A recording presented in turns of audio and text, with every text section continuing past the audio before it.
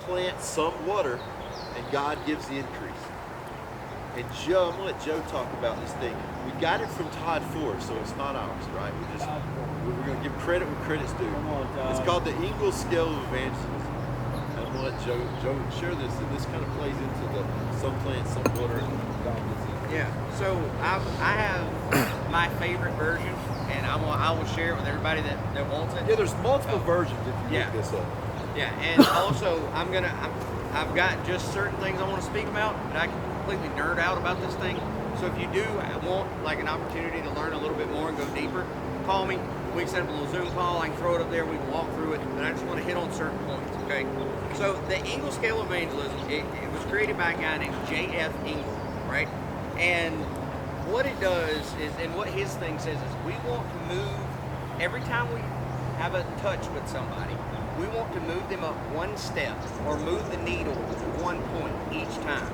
And he says that if we can move that one step or one needle with every time we touch them, that is the greatest success we can have, right? So what he does is he breaks it down. There are actually 18 different steps along this scale, right? And I want to ask y'all a question. Where do you think that like salvation and trusting in Christ, where would that fall on that scale? Out of 18 steps, where do you think it might be? Okay, 6? I'd say it's up really top towards the 18.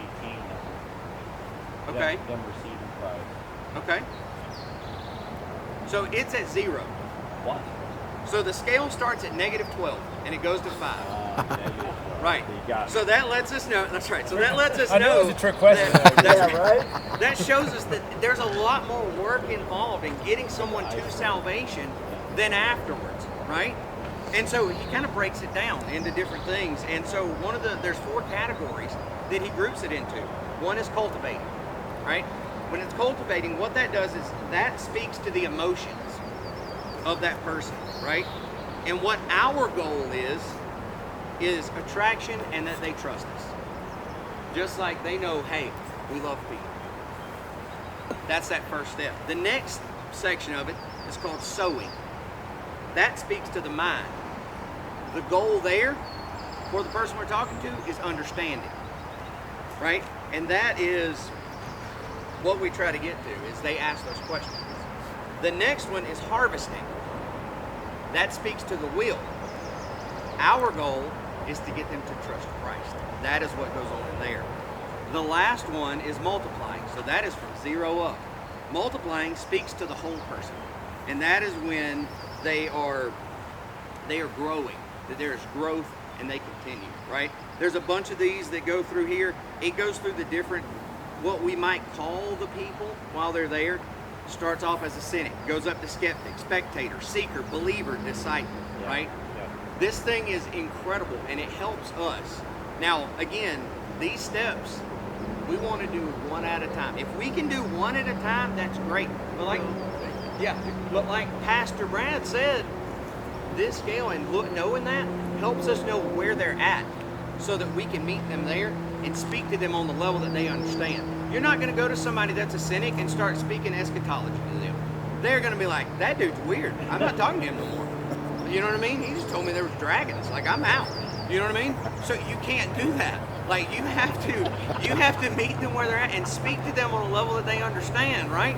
So the coolest thing about this, and I'm going to say this, and we can stop recording, and please don't tell district and national offices, but when we move a needle, we don't get to put that on a missions report. That's not a statistic. That's not a number that we're sending into the district and the national office, right? But where we see it, where that shows, is in the hearts of the people that we touch.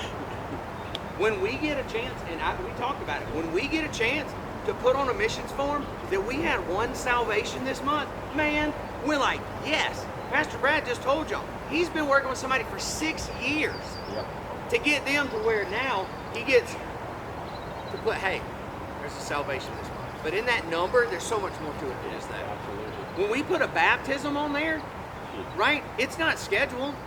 Please don't take this the wrong way. It's not scheduled.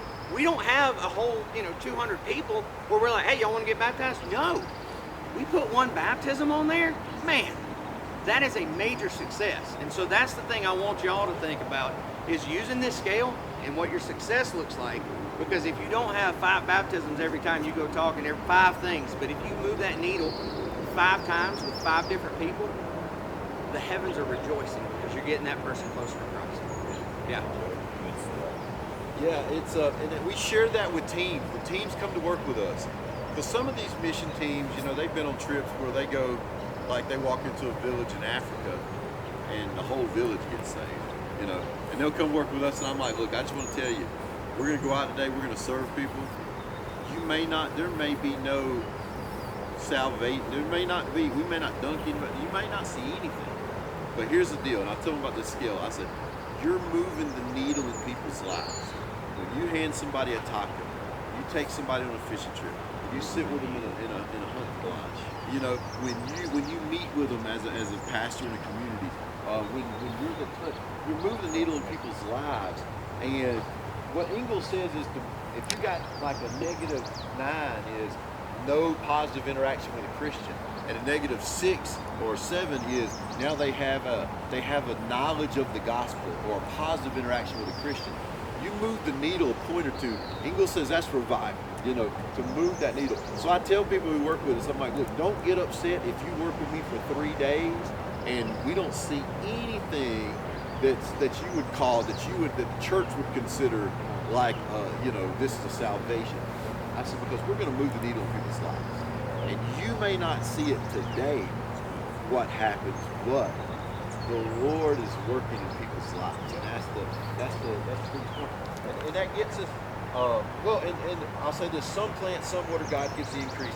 Man, that's why it's so important that we want to have more of these outdoor ministries and outdoor people to touch people, because it's amazing whenever I can touch them on the Florida Trail, and then they can go to Arizona, and I'll see a picture of them like where Ryan Unger is bringing them water in Arizona, you know, because when we can, multiple people are touching people, and so that needle is just continuing to move, you know, because hey, another Christian gave me water in Arizona. Hey, I saw these guys now. I saw them in Florida. Now a guy gave me water in Arizona. Then I went to the PCT days, and they cooked breakfast for me, you know, and that needle is just moving. That's what's happening. But we're just planting seeds, and other people are watering seeds. You know, somebody may come by a taco drop, and it's just continuing to move that needle. And to think about how multiple people do this, it's funny. My friend Joe Phillips, he's an evangelist. And Joe came out and hiked with me, and he saw the hiking culture. He was amazed. He said, man, I thought you were hanging out with people from coming up on the weekend from like Alpharetta. He said, this is a different world. He's like, this is, and Joe said, man, he said, some ministries are shooting fish in a barrel. He said, you outdoors guys are trophy fishing. He said, you're trophy fishers. And I started thinking about it. If you're trophy fishing, it's a hard fight. It took you a long time. You had to really put in some work. But when you get that fish in the boat, but I started thinking about when you trophy, sometimes when guys are fishing for like those big marlin, you got one guy in the seat reeling, and then he gets tired, and the next guy has to get in the seat to reel. Yeah. It's like Traveling Man, our friend Traveling Man. And I've been working with him. We had pastors who come last year, pastors that came on a trip to help us build porches, and they're talking to Travel Man and hanging out with Travel Man and ministering to Travel Man. This guy Josh Garges, who was from a church, who just fell in love with Travel Man and ministered to him around the fire. And then Travel Man back, Joe and I had to, don't put this on anymore. Joe and I had to bail him out of Trail Days jail last year, you know. I mean, the Lord just let him stay with me. He didn't do anything bad. He signed some tents with a magic marker where it was frowned upon. He got charged for vandalism. You know, the Lord miraculously got the charges dropped, but he had to stay with me like 3 extra months because he had these charges. So that was just God, I think, put him in that place. But then this year at Trail Days, Robert, we did baptisms. Robert standing next to Travel Man. Robert looks at Travel Man and says, why don't you get in the water? Let's keep you out of the water. And Traveling Man told me, he's like, that stayed in my head, man. I've been thinking, why don't I? Like, what's keeping me out of the water? And then you sat with him for like an hour and talked to him that night. And I looked at it and I thought, now Robert's in the seat reeling. You know what I'm saying? Yeah. The next guy's in the seat reeling because we're trophy fishing. Trophy fishers are men in a way. and we're just reeling. We're pitching it to the next guy that's reeling, you know, because we're wearing out. You know, somebody gets tired. Hey, man, he's coming to hike in Colorado. He's coming to hike in Arizona. He's coming from PCT. He's going to be coming from Tahoe. You know, he's going to be wherever. And so we just keep on. We're just sharing the real. And so, yeah, one plants, one waters, and God gives the increase. We don't manufacture results, it's God, right? So we're not trying to manufacture results, God gives the increase. And one thing about being fishermen is, think about it, man. We go where fishing. We go to big ponds. So we go to the Florida Trail Kickoff, the Florida Fest, the Appalachian Trail Kickoff, the Appalachian Trail Days, the PCT Trail Days. We're trying to fish. Like whenever I go fishing, I don't like fishing, I like catching, right? And I catch more in stocked ponds, right? So I want to go where the fish are. So we do a lot of the trail blessing setups and things like that, but also we try to put ourselves in places where the fish are, right? We're putting ourselves in those stock ponds. We're putting ourselves in places. I remember 2019 when I went to Damascus and I stood by the river and I thought it'd be amazing to baptize one person one day in this river. And this year at Trail Days we baptized 9 on one day, and then ultimately the whole weekend 16 people gave their heart to the Lord. But I think our team had a point of baptizing 11 of them. And so that's I tell people in Alabama, I'm like, when you hear that, it doesn't sound like a lot in some churches, but in trail ministry, that's Brownsville. It's a lot. That's Brownsville. And we're just trusting the Lord. We're continuing to trust. But because here's the deal: success in outdoor evangelism is rarely measured in immediate results, but faithful obedience. The people who come to Christ today are people that you've been faithfully working with a lot of times for a while. I mean, it's rarely measured in immediate results. We want immediate results. We live in like a culture that's like immediate results driven. Like, well, how many people, you took some people out hunting, how you got something? You know? Everybody wants to know something. Man, we're working with people.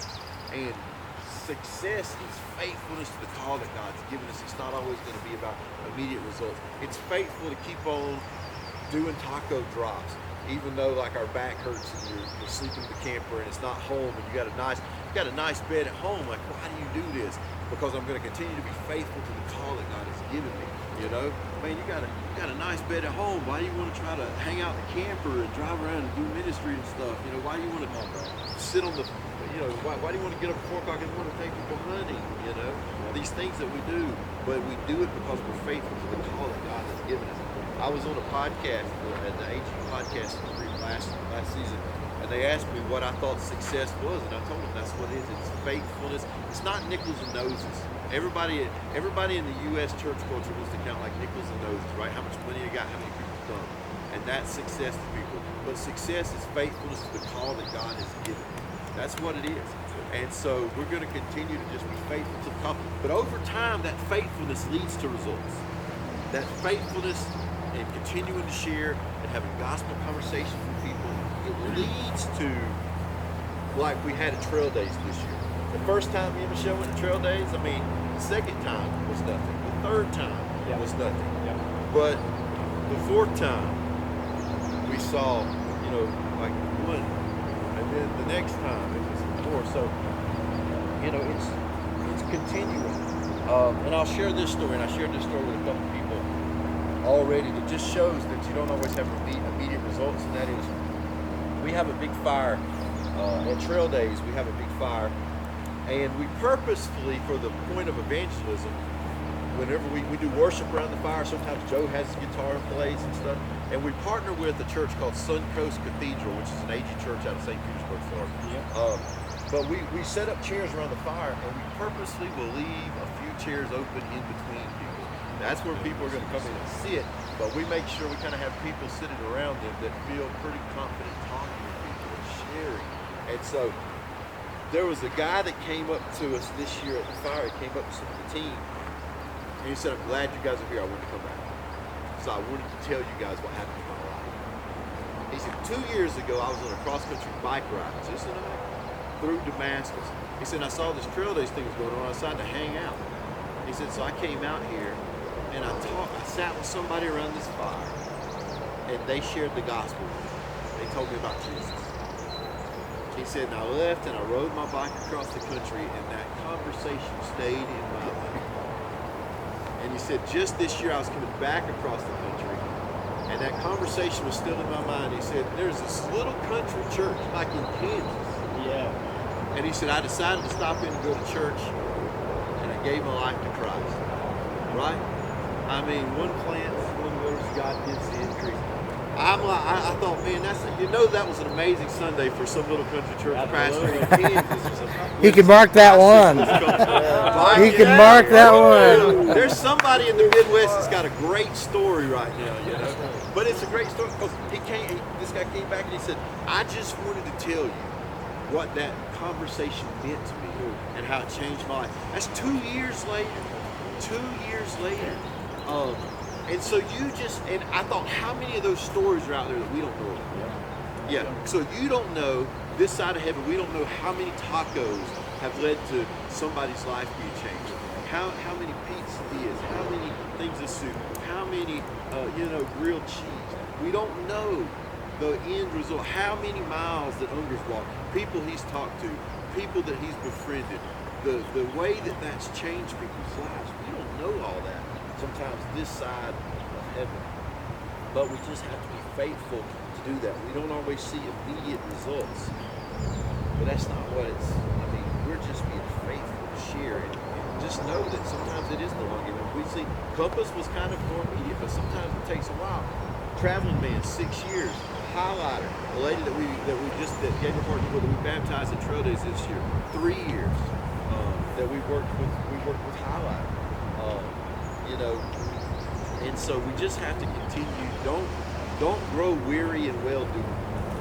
And whatever God has called you to put your hand to, for some of us we're starting off new, for others we're still, just do it.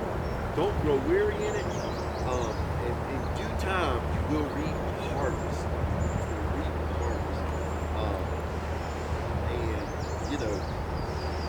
It's just been an amazing journey these last few years. I look forward to it 5 or 6 years, hearing what God has done in your life and the journey that He's taken you on with the vision that He's given you. And I can attest to the fact that if we just trust the Lord and we're just faithful and put our hand to it, it's not always easy. Out here, it's not always easy. The people that we deal with, not always easy. But I'm glad to do the work that's not always easy. So, I appreciate you guys. Thank you for allowing us to share our heart with trail evangelism. There's probably so much more. We're just trying to figure it out. Joe, share with them. We have a motto. Share our motto, Joe. This is our motto. So I got this from a podcast, and I was talking to Pastor Brad. I told him one day, I said, man, we need to get this put on a shirt. And so I can't take credit for coming up with it. But what we said is, I don't know how much good we did, but I don't think we did no damage. Yeah.